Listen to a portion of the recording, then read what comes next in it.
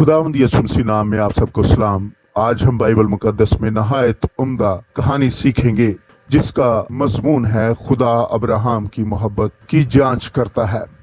आइए कहानी की तरफ बढ़ते हैं। पैदाइश उसका 22वां बाब जो 24 आयात पर मुश्तमिल है। इन बातों के बाद यूं हुआ कि खुदा ने इब्राहिम को आजमाया और उसे कहा, ऐ इब्राहिम। उसने कहा, मैं हाजिर हूं। तब उसने कहा कि तू अपने बेटे इसहाक को जो तेरा इकलौता है और जिसे तू प्यार करता है साथ लेकर मूरिया के मुल्क में जा और वहां उसे पहाड़ों में से एक पहाड़ पर जो मैं तुझे बताऊंगा सौख्तनी कुर्बानी के तौर पर चढ़ा।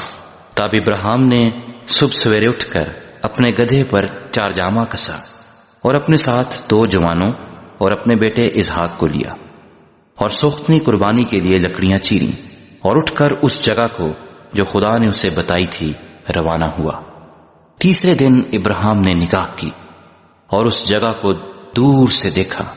तब इब्राहिम ने अपने जवानों से कहा, तुम यहीं गधे के पास ठहरो, मैं और ये लड़का दोनों जरा वहां तक जाते हैं और सिजदा करके फिर तुम्हारे पास लौट आएंगे।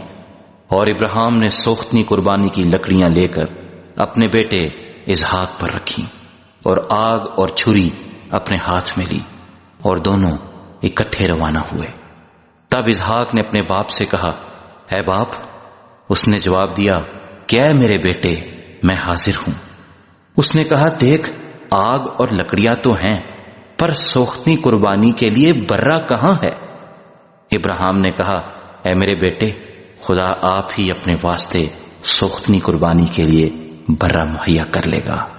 सो वो दोनों आगे चलते गए और उस जगह पहुंचे जो खुदा ने बताई थी। वहां इब्राहिम ने कुर्बान गाह बनाई और उस पर लकड़ियां चुनी और अपने बेटे इसहाक को बांधा और उसे कुर्बान गाह पर लकड़ियों के ऊपर रखा। और इब्राहिम ने हाथ बढ़ाकर छुरी ली कि अपने बेटे को ज़िबा करे। तब खुदावंद के फरिश्ते ने उसे आसमान से पुकारा, क्या इब्राहिम, है इब्राहिम। उसने कहा, मैं हाजिर हूं।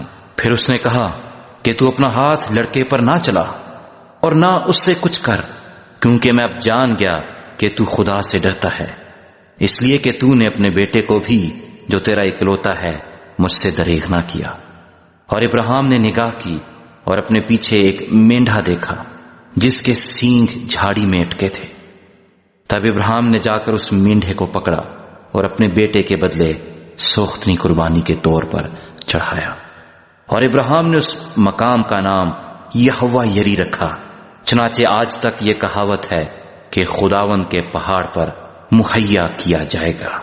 और खुदावंद के फरिश्ते ने आसमान से दोबारा इब्राहिम को पुकारा और कहा कि खुदावंद फरमाता है, चूंकि तूने ये काम किया कि अपने बेटे को भी जो तेरा इकलौता है दरेग ना रखा, इसलिए मैंने भी अपनी जात की कसम खाई है कि मैं तुझे बरकत पर बरकत दूंगा और तेरी नस्ल को बढ़ाते बढ़ाते आसमान के तारों और समुंदर के किनारे की रेत की मानिंद कर दूंगा और तेरी औलाद अपने दुश्मनों के फाटक की मालिक होगी।